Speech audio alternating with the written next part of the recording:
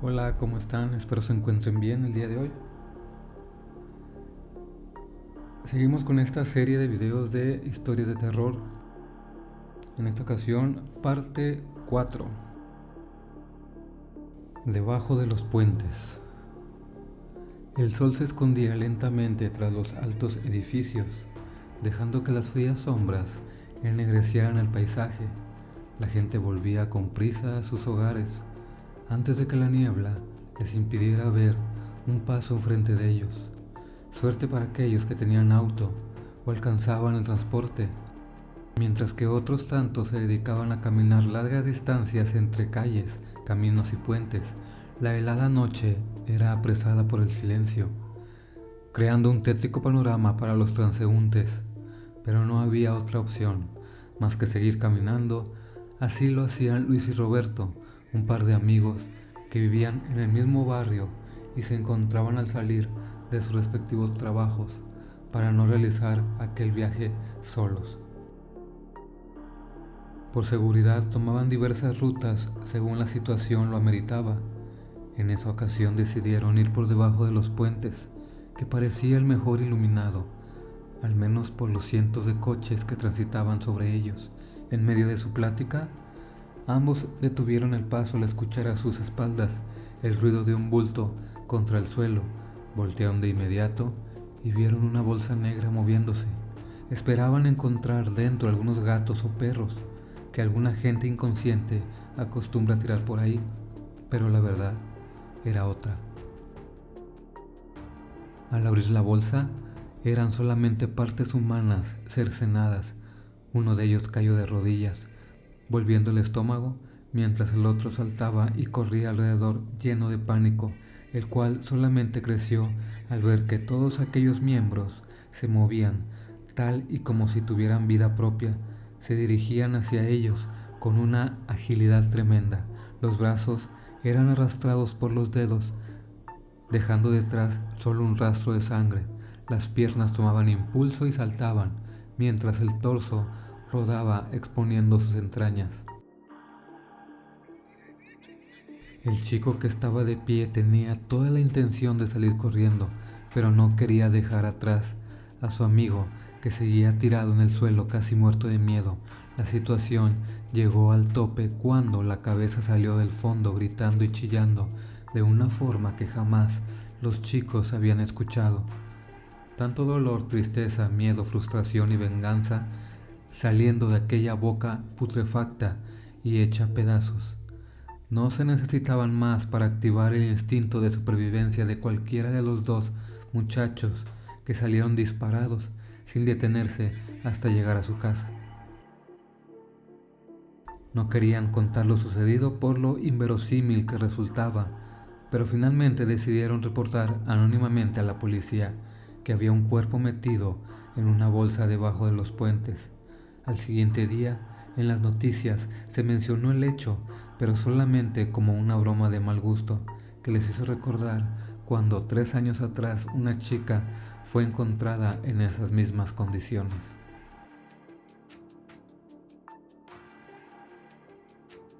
La casa embrujada. Matías estaba muy orgulloso del rumbo que estaba tomando su vida. Había empezado comprando una pequeña casa para repararla y después venderla a mejor precio. Tras unos años de realizar esta práctica de forma continua, se encontraba comercializando mansiones. Ahí estaba parado frente a lo que creía su mayor logro, un hermoso caserón de antigua fachada. Estaba esperando por su cliente mientras admiraba los hermosos ventanales y observó algo moverse en el interior. Tomó su celular para llamar a las autoridades, pero vio entonces salir un par de pájaros por un hueco bajo las ventanas. De inmediato subió hasta el segundo piso para hacerse cargo él mismo del desperfecto antes de que llegara su cliente, pues quería que todo estuviera perfecto para cerrar el trato al momento. Al abrir la puerta de la habitación en cuestión, sintió un viento frío que lo hizo tiritar, pero de igual manera lo relacionó con el agujero en la pared. Al avanzar un par de pasos más notó que el hoyo No cruzaba hasta el interior, solo se encontraba por fuera y el viento era demasiado violento para provenir de alguna filtración. Quiso entonces salir, pero se llevó un gran susto, pues la puerta se cerró súbitamente casi en sus narices. El golpe fue tan fuerte que no pudo abrirla. Tras varios intentos empezó a agitarse, porque sentía en su espalda un gran escalofrío, y mucho más intenso fue al escuchar que alguien se quejaba dentro de la habitación. No sabía si voltear o tirar la puerta, pero ninguna de esas opciones valió cuando escuchó hundirse la madera tras él, y una voz cavernosa pronunció su nombre. Se le fue toda la fuerza del cuerpo y cayó al suelo tan diluido, como si no tuviese un solo hueso en el cuerpo, como si fuera tan solo un pedazo de gelatina, temblando igual que ella. Por suerte su vista estaba demasiado borrosa para apreciar a detalle la horrible figura que se erguía ante él, en un intento desesperado por escapar. Por aquella cosa que lo acechaba, se tiró por la ventana. Al volver en sí, con el rostro ensangrentado, miró hacia la ventana y aquello estaba aún ahí. Matías dejó entonces escapar sus sueños. Supo que aquella casa ya estaba habitada y no tenía la sangre fría de exponer a alguna buena persona a la misma experiencia que él acababa de tener. Retiró el letrero y cerró muy bien la puerta detrás de él.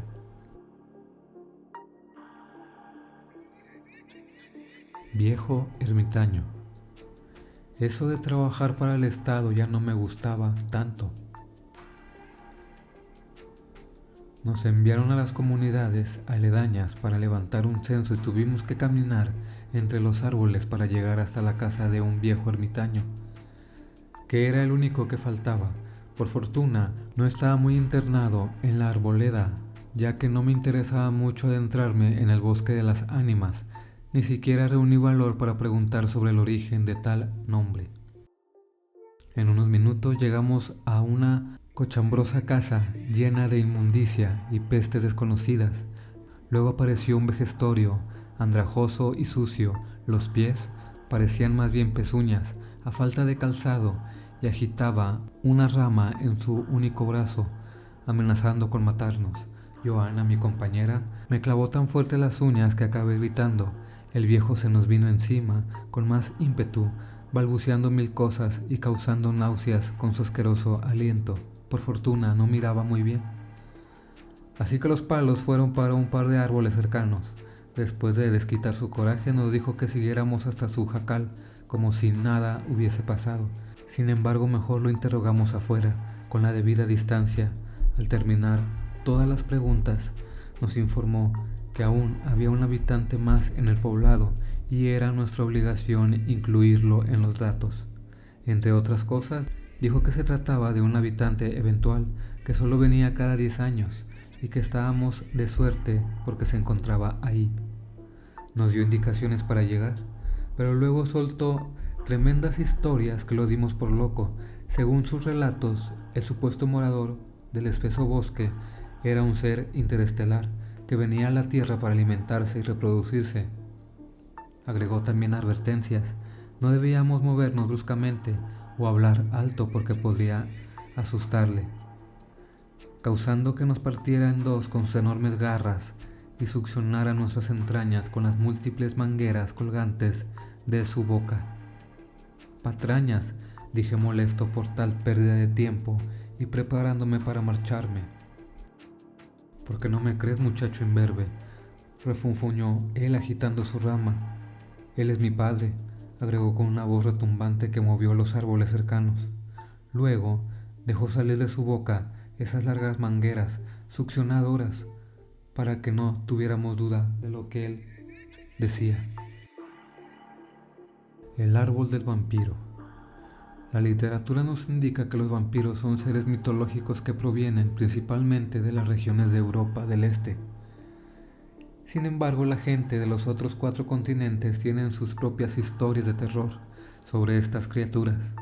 Hablemos de un relato que ocurrió en Hunan, China. Se dice que a finales del siglo XIX ahí vivía un hombre anglosajón que invariablemente vestía de etiqueta, Además portaba un gran sombrero de copa y un bastón de color negro.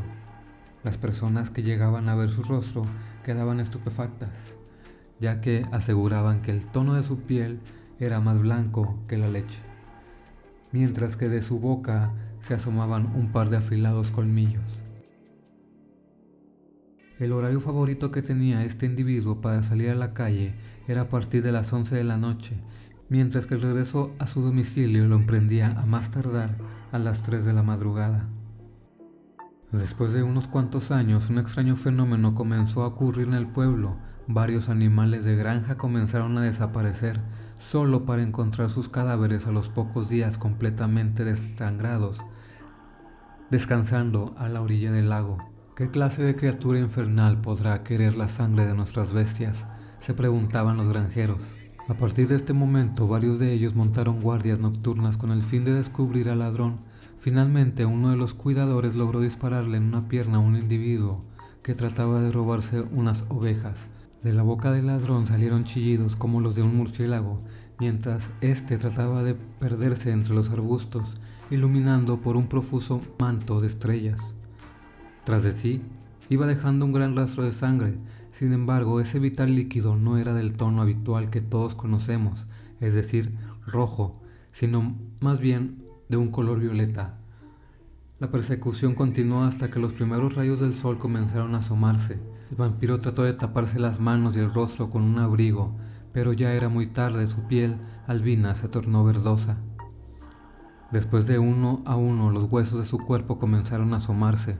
Lo increíble fue que tanto su vestimenta como su esqueleto quedaron convertidos en cenizas. Dejaron los restos ahí con la esperanza de que todo aquello se lo llevara el viento. Sin embargo, a la semana siguiente empezó a brotar un árbol de las profundidades de la tierra. Su corteza era roja y parte de sus hojas tenían espinas. Unas personas trataron de derribarlo, pero dejaban atrás sus intentos al percatarse de que al darle hachazos el tronco brotaba sangre. Otros más rodearon el tronco del árbol con una capa de un grueso concreto y en la parte encima colocaron un techo de lámina para evitar que el agua de lluvia lo pudiera alimentar. No obstante, el árbol continuaba creciendo con normalidad hasta la fecha. Las leyendas de terror de Oriente expresan que si esto llega a suceder, probablemente se trate del alma del vampiro que poco a poco se está regenerando y al mismo tiempo esperando un momento exacto para emerger de nuevo a la superficie con amplia sed de venganza. Camino peligroso. Por más que me negué a presentarme en la tercera boda de la tía Edith, al final no tuve más que aceptar. El tiempo no me ajustaba para llegar después de salir del trabajo, así que tomé el camino más rápido, aunque ese fuese también el más peligroso. La carretera estaba desierta, solo alguien medio loco transitaría en ese terreno montañoso por la noche en plena tormenta de nieve. Cada vez que pasaba por un pueblito pensaba en quedarme y no asistir al fastidioso evento, pero entonces tenía que pasar la vida con los reclamos diarios de mi madre y eso me atemorizaba más que patinar el coche en el asfalto. Faltaban tan solo unos 45 minutos para llegar, cuando mi coche se detuvo así, nada más, dejándome tirado en medio de la nada. Tomé el móvil para pedir que alguien viniera a recogerme, pero estaba sin cobertura. Sentí un poco de alivio, finalmente me había librado del compromiso, y no fue mi culpa, no podría argumentar que no lo intenté. En unos segundos, los cristales se empañaron, el frío era tremendo, pero tenía que bajar a empujar el auto fuera del camino. Fue entonces que me di cuenta que estaba en medio de un poblado, el cual no noté debido a la nula iluminación. Entonces, después de mover el coche, me di a la tarea de buscar un refugio mejor. En ninguna de las puertas a las que llamé hubo respuesta. Empezaba a helarme la sangre, así que me di vuelta para regresar al auto y entonces la vi. Ella estaba parada junto a mi coche, inmóvil, observándome fijamente. Llevaba un camisón blanco y estaba descalza sobre la fría nieve. No atendía a mis saludos, así que supuse que algo le había pasado y caminé rápidamente para ayudarla. Al acercarme empecé a distinguirla mejor. Su ropa estaba sucia, su cabellera desarreglada y sus ojos no estaban, solo unas enormes y oscuras y vacías cuencas que me fueron la razón suficiente para huir de ahí. Sin embargo, mi cuerpo no estaba de acuerdo, pues no quiso responder a mis impulsos, dejándome clavado en la nieve como una simple estaca, mientras ella se acercaba a mí, alzando sus brazos, gritando y chillando como animal herido de muerte. Creí que ahí terminaban mis días. Sus manos, más frías que la nieve, presionaban mi cuello con fuerza sobrehumana. Apenas podía distinguirla frente a mí. Estaba a punto de perder la conciencia, pero una fuerte luz brilló de pronto, quitando los nubarrones de mis ojos. Cuando al fin pude ver con claridad, esa horrible mujer se había esfumado y detrás de la cegadora luz venía un anciano, reprendiéndome por transitar en tales condiciones por caminos encantados, y yo, que pensaba que la gente lo evitaba tan solo por las peligrosas curvas y barrancos.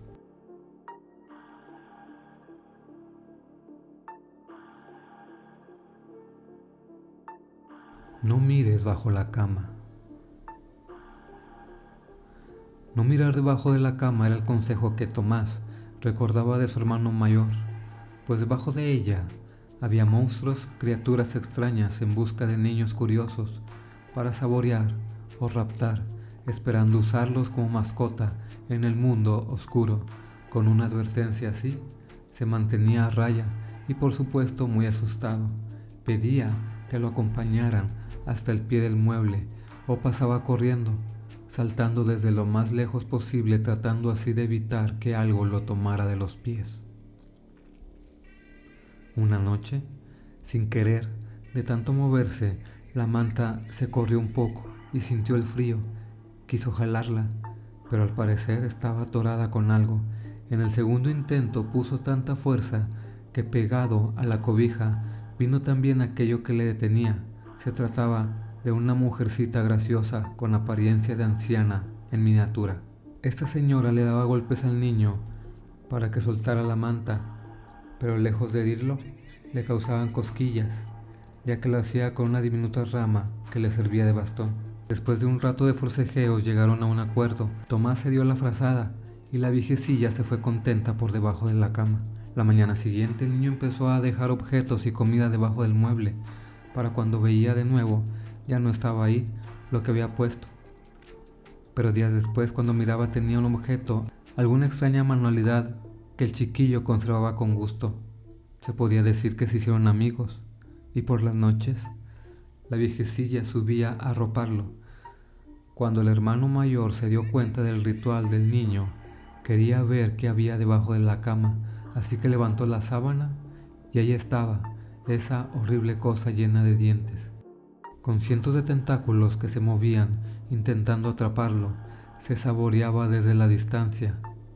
El chico intentó correr, pero el monstruo ya lo tenía atrapado, jalándolo hacia el mundo oscuro. Jamás he creído que los monstruos vivan debajo de la cama, y mucho menos debajo de la cama solo te esperan lo que mereces, por eso debes ser bueno.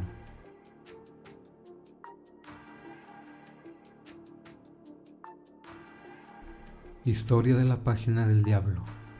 Había escuchado muchas sobre aquella mítica página, un sitio dedicado por completo a las artes demoníacas, donde podían verse posesiones, invocaciones, sesiones en tiempo real a nuestro plano existencia, y por si fuera poco, se encontraban también todas las instrucciones precisas de cómo hacerlo ellos mismos en la comodidad de su hogar. Además, había un apartado por demás exagerado en el cual se hacía un pacto online con el diablo. Lo extraño de todo esto es que todas las personas que solían hablar de ello no tenían ni la más mínima idea de la dirección web del sitio, por lo que muchos pensaban que no era más que un cuento como muchos otros, una simple leyenda urbana, que tenían más datos descabellados que ciertos. Sin embargo, la voluntad de Daniel por dar con aquella página era muy fuerte, y bien dicen que el que busca encuentra. Después de un mes de investigación y de surfear los sitios más extraños que puedan hallarse por la red, en una simple y llana ventana emergente apareció casi por sí solo como si tuvieran que cumplirse ciertos requisitos de navegación y basándose en estos hábitos se obtuviera una invitación para entrar. Para desbloquear el acceso había una pregunta y advertencia sencilla: entrar a este sitio implica entregarte al diablo. ¿Estás de acuerdo? Pero no había botones para elegir sí o no. En su lugar, la mente del tipo era invadida por un bombardeo de imágenes en las cuales obtenía una gota de sangre de su cuerpo y la ponía en la pantalla. Entonces así lo hizo, y aquellos terribles gritos de dolor, angustia y miedo invadieron su habitación. Cientos de videos se reproducían al mismo tiempo, mostrando grotescas escenas de almas torturadas por distintos demonios, gente realizando extraños rituales y demás. Tan solo pasaron unos segundos y para él ya había sido suficiente, con lo que vio no podría dormir el resto de sus días. La ventana no tenía ninguna X para cerrarse. Detener el proceso no sirvió de mucho. Apagar la computadora y desconectarla tampoco dio resultado. Aquellas aberraciones seguían mostrándose, pasando por un momento de estática, en el cual se materializó un ser humanoide, desprovisto de piel, y empezó a salir de la pantalla. Por la posición que el chico mantenía, fácilmente pudo haberlo tomado del cuello y llevarlo consigo, pero en lugar de eso, el demonio fue saliendo lentamente, mostrando su macabra sonrisa llena de filosos dientes, saboreándose del muchacho. Le hacía saber su horrible futuro solo con gestos y dejaba que el aire se impregnara con el miedo de Daniel, quien, habiéndose entregado al diablo desde su inicio, había pasado a formar parte del elenco, como otros cientos de curiosos cuyos videos servían para atraer a nuevos miembros. No se olviden de darle like, compartir, suscribirse. Les recuerdo que también estamos en Spotify, Amazon Music, iTunes. Nos encuentran tal cual Café Acuario Podcast y pueden enviarnos sus historias a cafeacuariopodcast@gmail.com. Nos escuchamos en la próxima. Bye.